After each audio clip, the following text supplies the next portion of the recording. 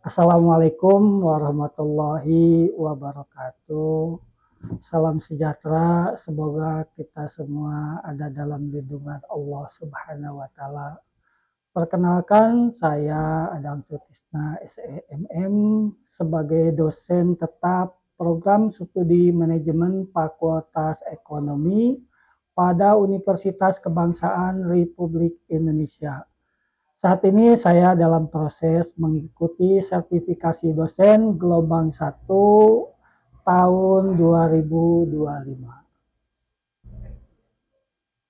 Saya pada saat ini sedang melakukan penyusunan dokumen pernyataan diri dosen dalam unjuk kerja Tridharma Perguruan Tinggi atau PDD UKT PT.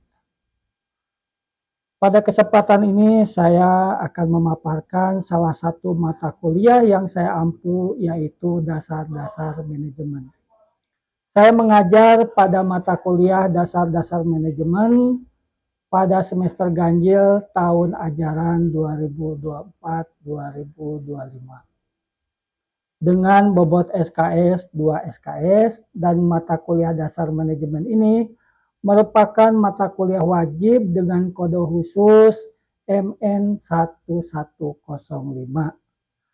Adapun deskripsi mata kuliah dasar-dasar manajemen, dalam mata kuliah ini membahas tentang teori dan studi kasus tentang konsep dasar teori manajemen, sejarah dan perkembangannya, pengaruh lingkungan terhadap organisasi, dan fungsi-fungsi manajemen yang meliputi perencanaan, pengorganisasian, pengarahan, serta pengendalian organisasi. Perkuliahan diselenggarakan dengan pendekatan blended learning, yaitu perpaduan antara pembelajaran luring atau tatap muka langsung dan juga daring melalui platform e-learning resmi universitas.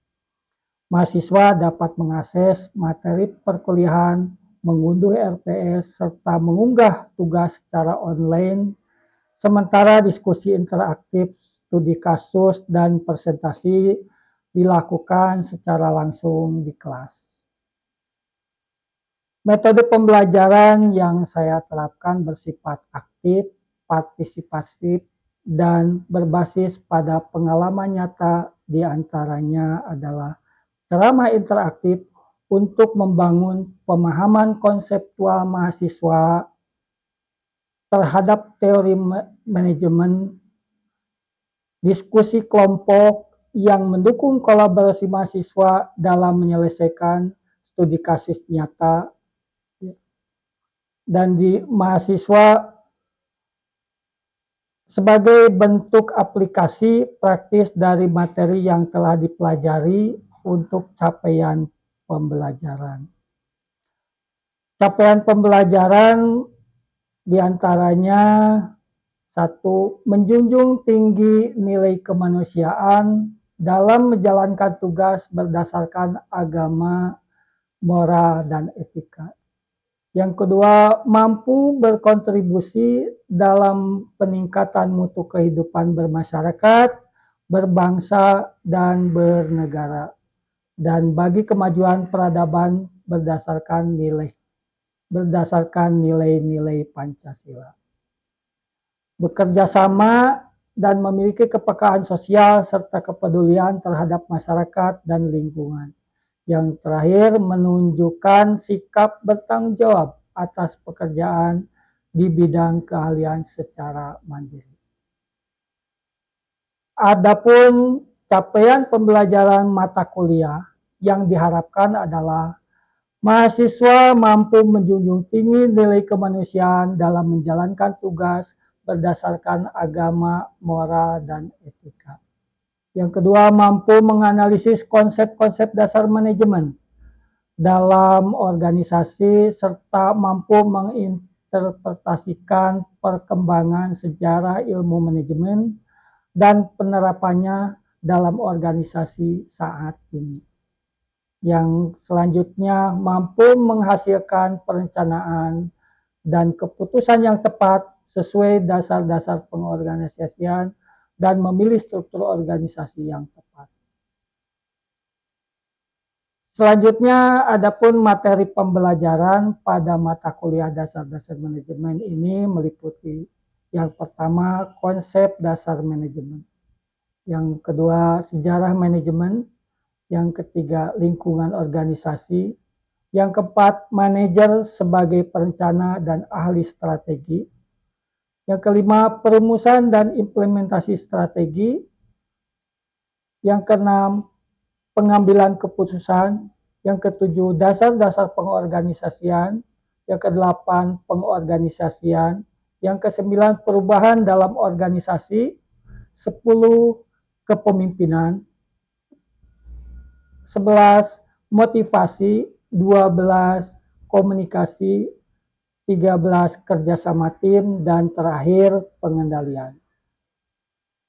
Dalam mata kuliah dasar-dasar manajemen ini mencakup 5 komponen utama, yaitu ujian tengah semester dengan bobot sebesar 30%, ujian akhir semester atau UAS dengan bobot 40%, tugas kelompok dengan bobot sebesar 20%, kehadiran sebesar 10%. Penilaian dilakukan secara objektif berdasarkan indikator seperti ketepatan dan penguasaan materi, partisipasi aktif, serta kemampuan analisis terhadap studi kasus. Saya menggunakan rubrik penilaian yang jelas dan terukur. Dengan hasil evaluasi saya sampaikan kepada mahasiswa sebagai bagian dari proses umpan balik untuk meningkatkan kualitas pembelajaran. Dalam pendekatan ini, saya berkomitmen untuk menciptakan pembelajaran yang berpusat pada mahasiswa, sekaligus menyiapkan lulusan yang mampu berpikir kritis, adaptif terhadap perubahan, serta siap menghadapi tantangan dunia kerja yang dinamis. Baik, untuk tahap berikutnya, mari kita simak video pembelajaran mata kuliah dasar-dasar manajemen. Assalamualaikum warahmatullahi wabarakatuh. Waalaikumsalam warahmatullahi wabarakatuh. Baik, teman-teman, terima kasih atas kehadiran teman-teman, sudah tepat waktu ya datangnya. Untuk kesempatan ini saya akan melanjutkan ya materi-materi yang sebelumnya, yaitu tentang dasar-dasar manajemen ya. Sebelumnya sudah pertemuan 1, 2, dan 3 sudah, sekarang tinggal pertemuan keempat ya. Pertemuan keempat itu manajer sebagai perencana dan ahli strategi ya. Jadi teman-teman, bagaimana teman-teman nantinya sebagai manajer ya, baik itu manajer di suatu perusahaan ya,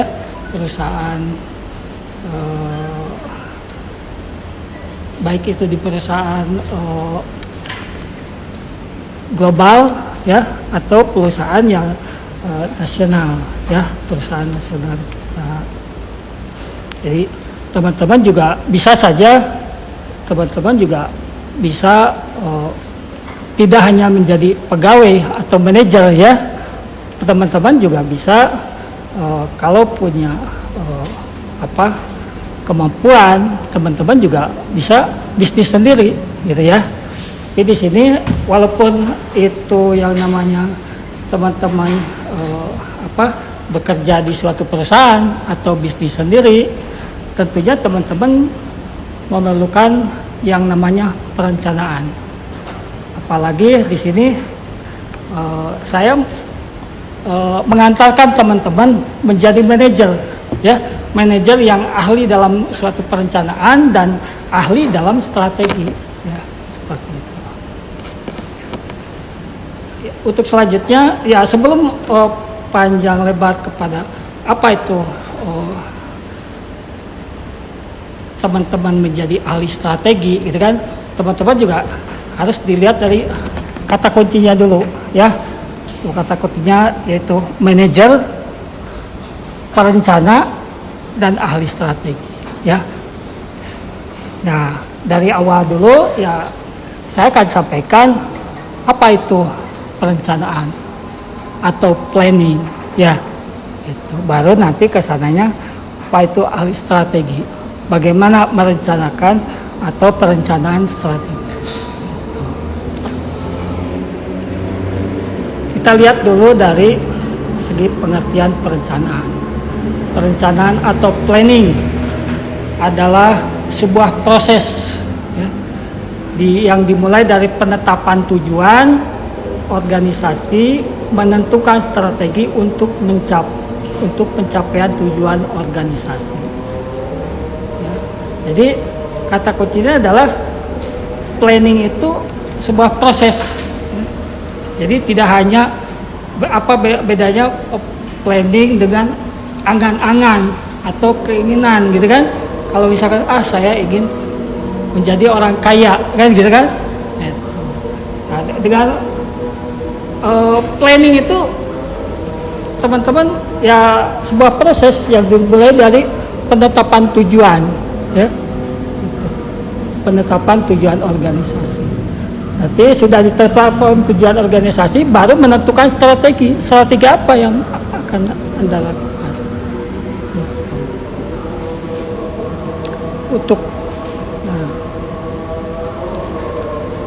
Serta merumuskan sistem perencanaan yang menyeluruh untuk mengintegrasikan dan mengkoordinasikan seluruh pekerjaan organisasi hingga tercapainya tujuan organisasi. Ya. Jadi ketika teman-teman punya planning, gitu kan, berarti teman-teman harus menyiapkan proses seperti apa. Ya. Tetapkan tujuannya. Ketika teman-teman punya planning, saya mau ke Jakarta nih, gitu kan? Mau ke Jakarta. Gitu. Ya berarti kan ada prosesnya. Kalau teman-teman mau pergi ke Jakarta, berarti kan teman-teman harus menyiapkan, gitu kan? Mau pakai apa nih, gitu kan? Mau pakai bis, mau pakai kereta, atau mau pakai plan, gitu kan? Teman-teman juga itu prosesnya seperti itu, nggak bisa. Gitu. Tetapkan tujuan organisasinya, gitu kan? Tujuan organisasinya. Nah, strateginya seperti apa? Ya udahlah, gitu kan? Pengen biar cepat sampai ke tujuan, saya pakai plan saja ke Jakarta, ya bisa kan? 2 jam nyampe, gitu kan, 2 jam nyampe. Tapi kalau misalkan kemahalan gitu kan, kita harus mengirit menghemat gitu, menghemat. Jadi kalau menghemat ya udah pakai bis saja gitu. Tujuan tercapai, Jakartanya tercapai kan, itu tujuannya tercapai. Tapi tadi waktunya lama. Kalau menghemat, ya tujuan tercapai. Tapi kita bisa menghemat, gitu kan? Biayanya lebih murah.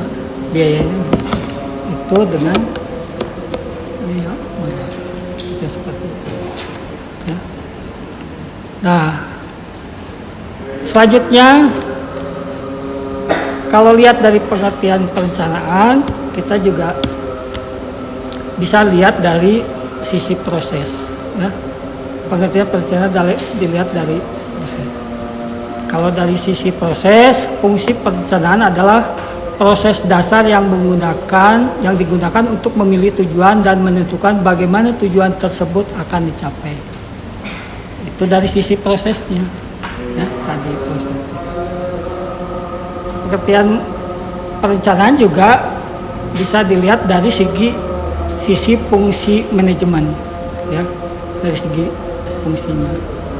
Perencanaan adalah fungsi di mana pimpinan menggunakan pengaruh atau wewenang untuk menentukan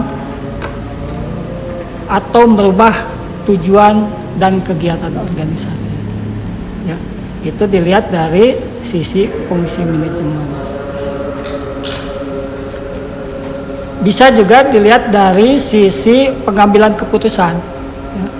Kalau dilihat dari sisi pengambilan keputusan, perencanaan merupakan pengambilan keputusan untuk jangka waktu yang panjang atau yang akan datang mengenai apa yang akan dilakukan.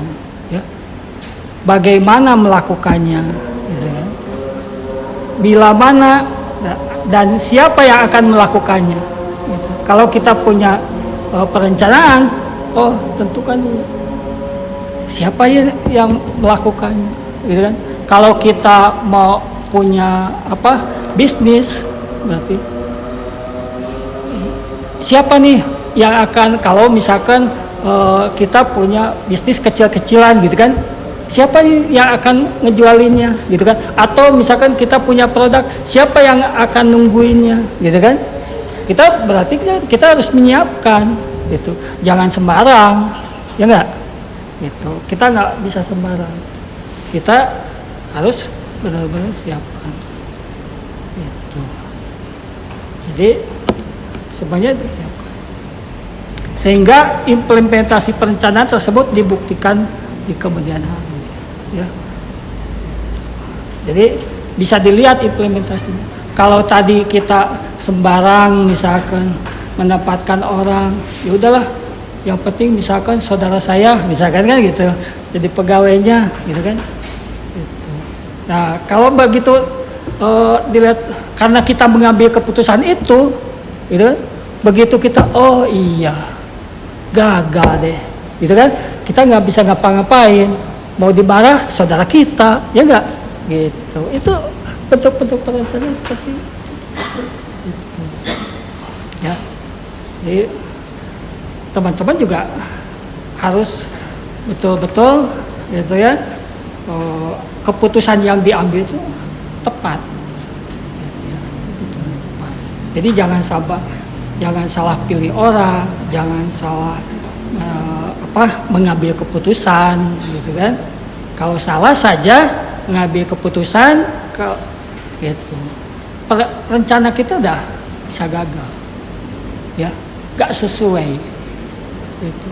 Pengennya kita misalkan ya sebulan misalkan penghasilan, gitu kan, misalkan 3 juta, ternyata begitu salah nempatin orang, malah rugi, gitu kan. Saya contoh kasus, misalkan saya kan kenal dengan orang punya bisnis kecil-kecilan, gitu ya. Jadi teman-teman juga harus lihat, begitu salah ngambil pegawai, udah asal keputusan, ya udah dia aja lah, gitu kan. Ketika kita mempunyai strategi, misalkan begini, kita jualan, sekarang kan ada orang jualan sarapan, gitu kan, pagi-pagi serba 10.000, ya kan, suka dilihat di jalan-jalan, itu serba 10.000, itu. Ketika mencari, ya sudah jualan. Oh, kita punya strategi, ya udah, ketika siang takutnya nggak laku, ya nggak, misalkan siang nggak laku, kita misalkan kalau sarapan pagi atau orang-orang kalau misalkan jual yang serba 10.000 itu mereka maksimal jam 12 sudah selesai. Gitu. Kalau teman-teman punya, saya lihat, karena saya kebetulan ya pensuplai barang itu, dia perlu beras, saya kasih beras, gitu kan. Dia perlu minyak, kita kasih. Itu seperti itu. Dia punya target nih, jam 12 sudah harus laku, gitu, jam 12.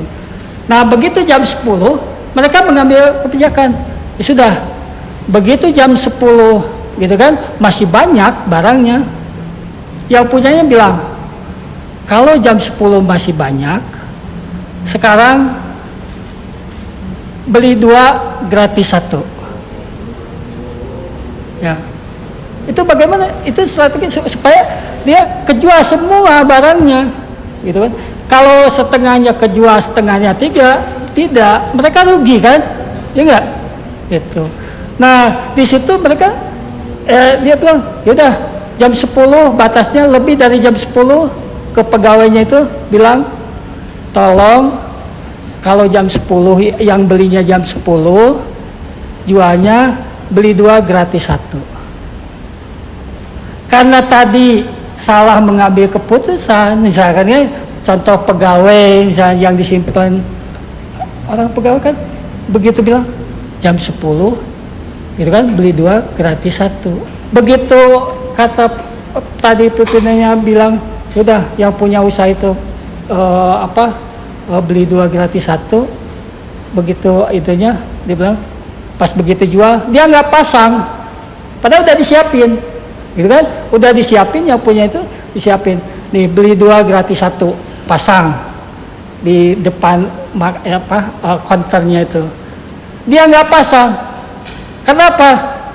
Dia yang beli 2 ya tetap aja nggak ada gratisnya, yang gratisnya dia jual juga. Jadi kan punya 1 kan, dari 2 yang kedua 4, berarti kan 2 punya dia, ya nggak, yang nunggunya. Karena itu tadi nggak amanah gitu kan. Nah kita pun di sini harus, di samping kita merencanakan juga kita harus pengawasan gitu, harus tahu gitu. Jadi ketika salah mengambil keputusan, misalkan karyawannya ini saja gitu kan, begitu lihat kenapa gitu nggak laku semua, padahal biasanya ketika punya strateginya beli 2 gratis 1 itu laku semua gitu kan. Dia kadang-kadang yang punya itu bukan 1 2, kadang dia punya 2 counter sama gitu kan, serba 10.000 yang 1 counter ini, yang 1 laku semua, yang 1 nggak laku semua gitu kan. Itu ya begitu dilihat, oh ternyata yang 1 menerapkan beli 2 gratis 1, yang 1 tidak, ya itu dari skip planning gitu kan. Jadi jangan sampai salah mengambil keputusan ya itu. Jadi dalam pengambil sifatnya perencanaan itu atau pengambilan keputusan itu untuk jangka waktu yang panjang gitu kan. Itu seperti apa? Oh ya udah, kita tetapkan seperti itu. Kita lanjut ya. Belum ngantuk belum? Ya. Kalau belum ngantuk kita lanjut saja. Dilihat dari fungsi perencanaan. Jadi fungsinya apa sih perencanaan itu? Ya. Proses yang menyangkut upaya yang dilakukan untuk mengantisipasi kecenderungan di masa yang akan datang, dan penentuan strategi dan taktik yang tepat untuk mewujudkan target dan tujuan organisasi. Ya. Jadi fungsi perencanaan itu proses yang menyangkut upaya yang akan dilakukan untuk mengantisipasi kecenderungan di masa datang atau di masa depan. Kita kan nggak tahu ya masa depan seperti apa. Dulu lagi COVID, orang kan nggak tahu akan terjadi COVID itu ya, itu tiba-tiba terjadi, bisnis semua ya gitu mengalami perubahan. Tapi dengan COVID itu kita bisa lihat juga sekarang justru gitu kan, teknologi makin ini gitu kan ya, biasanya ya sekarang kita masih bisa bertatap muka ya gitu. Kemarin kan kita banyak kan online ya, teman-teman di mana, saya di mana gitu kan, saya nggak tahu saya lagi ngajar ada yang ngantuk atau tidak, saya nggak tahu kan gitu kan, karena bisa aja nggak dibuka semua kan gitu. Tapi sekarang dengan ini kita lebih alhamdulillah kita sekarang bisa, dan itu ternyata dengan kejadian itu sekarang kan orang jualan juga sudah ya lebih ini lagi kan gitu. Jadi tidak konvensional lagi. Nah ketika kita perencanaan itu ya kadang-kadang bisa saja gitu kan, nantinya hasilnya nggak sesuai gitu kan, tetapi minimal kita bisa mengantisipasi ke depan seperti apa ya. Jadi kita tentukan strategi taktik ya yang tepat tentunya untuk mewujudkan target dan tujuan organisasi ya. Selanjutnya manfaat dari perencanaan ya. Apa sih manfaatnya dari perencanaan itu? Yang pertama kita bisa lihat mengarahkan organisasi ya, gitu. Dengan adanya planning gitu kan, organisasi bisa terarah. Itu manfaatnya salah satunya. Yang selanjutnya meminimalisasi ketidakpastian ya, gitu. Jadi kita sudah antisipasi gitu kan, oh kemungkinan ke depan gitu kan direncanakan harga akan naik ya, kita rencanakan, kita anggarkan gitu kan kemungkinan kenaikannya. Jangan sampai ketika kita ini ya sudahlah gitu kan, kayaknya harga nggak naik gitu kan, ya sudah pembelian samain aja dengan tahun kemarin misalkan kan gitu, pembelian bahan baku misalkan samaan dengan tahun kemarin gitu. Ketika disamakan ternyata berubah gitu kan, apalagi sekarang ya. Jadi diminimalisasi ketidakpastian, meminimalisasi inefisiensi sumber daya gitu kan. Jadi yang namanya sumber daya itu ya kalau tidak efisien gitu kan, nanti kan berpengaruh terhadap laba kita kan gitu. Kalau kita bisa minimalisasi gitu kan, ya tentunya kalau tidak terlalu banyak pengeluaran atau sumber daya yang dipakai gitu kan, kita akan lebih menguntungkan. Manfaat lainnya adalah menetapkan standar dalam pengawasan kualitas ya. Menetapkan standar dalam pengawasan kualitas. Kita lanjut jenis-jenis rencana ya, berdasarkan keluasan dan waktu pencapaian. Ada yang namanya rencana strategis ya, rencana strategis atau rencana jangka panjang biasanya kalau rencana strategis itu ya biasanya diputuskan oleh top manajemen. Ada yang namanya renstra, teman-teman ya pasti pernah mendengar rencana strategis. Ada juga rencana taktis ya, itu jangka menengah. Yang selanjutnya adalah rencana operasional jangka pendek. Jenis-jenis rencana berdasarkan kejelasan, ada rencana spesifik ya, specific plan atau rencana direktif. Berdasarkan frekuensi penggunaan, rencana sekali pakai atau single use plan. Dan rencana yang digunakan secara terus-menerus, standing plan ya. Ada yang rencana single use plan ya, biasanya itu kalau berdasarkan penggunaannya ketika ada proyek tertentu gitu kan, kita bikin planning gitu kan ya, kalau sudah beres proyeknya ya sudah gitu kan gitu. Itu yang namanya single use. Jadi kita hanya sekali saja beres proyeknya sudah gitu kan gitu. Kita lihat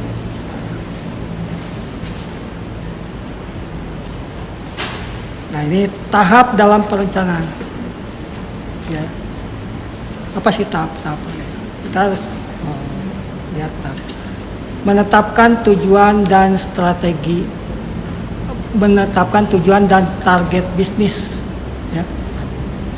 Jadi ketika dalam perjalanan kita tetapkan tujuan dan target bisnisnya. Selanjutnya baru kita merumuskan strategi untuk pencapaian tujuan dan target bisnis tersebut, ya.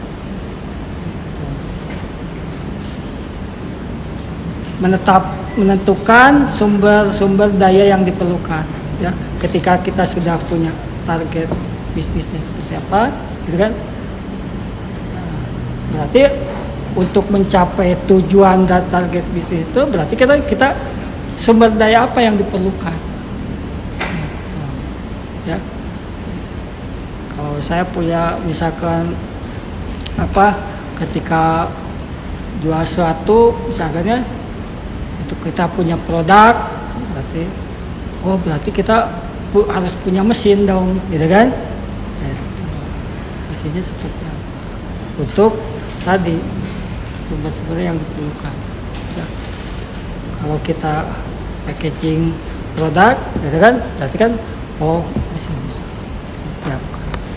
Selanjutnya menetapkan standar atau indikator keberhasilan dalam pencapaian tujuan dan target bisnis, ya. Oke. Masih dilanjut nggak?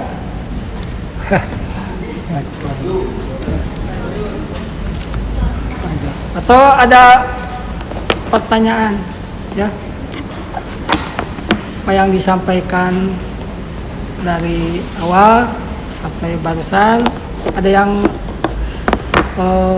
mengganjal teman-teman, ya, silakan kalau ada yang mau bertanya, atau di luar ini pun silakan, ya, saya bebas. Yang penting ya tentang perkuliahan, ya. Jangan nanya yang lain-lain, ya. Silakan. Ada yang bertanya? Silakan. Sebelum dilanjut, itu siapa namanya? Saya lupa lagi nih. Namanya siapa? Ya, Nabil. Oh ya, Nabil. Silakan Nabil. Cukup apa? Nggak ada pertanyaan. Silakan, ya. Kalau ada pertanyaan silakan, Nabil, ya. Karena saya apa itunya orangnya gitu kan, suka nanya biasanya kan gitu. Sekarang nggak nanya nih. Silakan. Siapa lagi? Ayo sebelum dilanjut. Nabil. Ini siapa? Ya? Rahmat. Silakan, ada pertanyaan Rahmat tentang perencanaan, tentang planning. Ini kan bagaimana teman-teman jadi ahli, gitu kan? Gitu. Jadi manajer, ahli strategi, gitu kan? Berarti kan teman-teman, ya itu harus siap, ya. Kalau gitu tadi planning sudah, kita lanjut ke ini aja ya, perencanaan strategi, ya.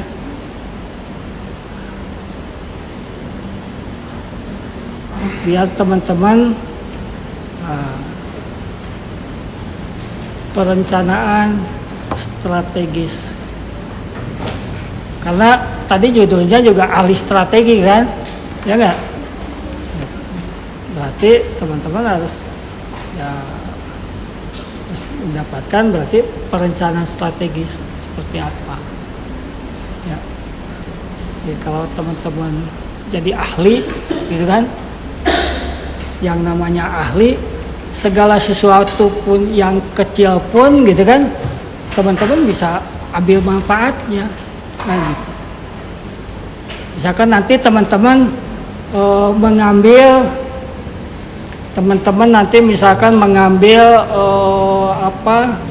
konsentrasi pemasaran, gitu kan. Berarti teman-teman juga harus ahli, gitu kan, dalam memasarkan, ya. Gitu. Ahli dalam pemasaran. Jadi bukan bukan ahli dalam menjual gitu kan, gitu. Tapi ahli dalam pemasaran misalnya gitu. Karena berbeda misalkan antara konsep penjualan dengan konsep pemasaran gitu kan berbeda. Ini pun ahli dalam strategi ya. Oke, kita lihat. Saya tidak selalu kita lihat dari segi pengertian dulu, gitu kan? Kenapa? Kita nggak akan bisa beranjak jauh sebelum kita juga paham pengertian seperti apa, ya. Itu. Ketika kita tadi ngomong masalah perencanaan, gitu kan? Terus, gitu kan? Perencanaan seperti apa? Kan gitu, seperti itu. Pengertian dan komponen strategis, gitu kan? Strategi didefinisikan sebagai penetapan tujuan jangka panjang, ya, yang mendasar dari suatu organisasi dan pemilihan alternatif tindakan dan alokasi sumber daya yang diperlukan untuk mencapai tujuan tersebut, ya. Jadi pengertian dan komponen strategi tuh. Jadi jelaskan penetapan tujuan jangka panjang yang mendasar dari suatu organisasi dan pemilihan alternatif tindakan dan alokasi sumber daya yang diperlukan untuk mencapai tujuan tersebut. Proses perencanaan strategis yang pertama adalah formulasi misi dan tujuan, ya. Formulasi misi dan tujuan yang pertama adalah fokus pada pasar, ya, fokus pada pasar. Yang selanjutnya dapat dicapai. Artinya ketika kita membuat rencana strategis harus dapat dicapai, gitu kan? Jangan sampai ya kita angan-angan, gitu kan? Kalau berarti kan harus dapat diwujudkan. Oh, ketika kita mempunyai rencana strategis dapat dicapai. Dapat juga memotivasi. Selanjutnya spesifik, artinya jelas, gitu kan? Gitu. Jika seperti misi, gitu kan? Jelas.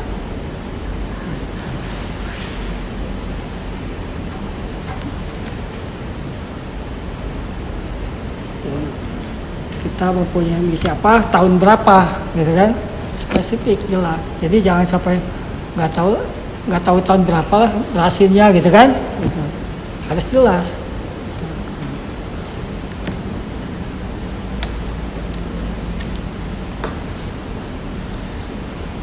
Proses perencanaan strategis yang selanjutnya adalah analisis tujuan dan strategi saat ini. Tujuan dan strategi saat ini dievaluasi untuk menentukan apakah sudah sesuai dengan tujuan dan strategi seharusnya. Ya, jadi harus dianalisis juga.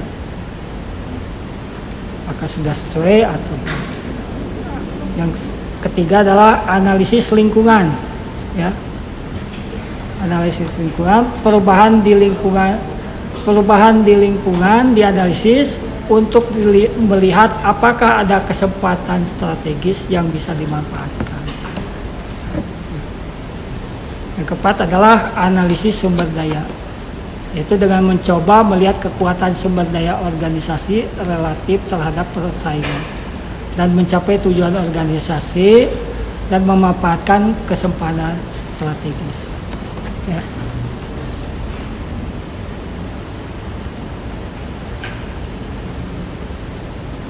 Perencanaan strategis identifikasi kesempatan strategis. Kesempatan strategis muncul apabila ada gap ya atau perbedaan antara hasil yang diperoleh dengan strategi saat ini dengan hasil yang diperoleh apabila strategi lain atau strategi yang seharusnya digunakan. Pengambilan keputusan strategis setelah kesempatan strategis diidentifikasi, alternatif keputusan strategis bisa dikembangkan, kemudian alternatif terbaik dipilih. Ya. Oke.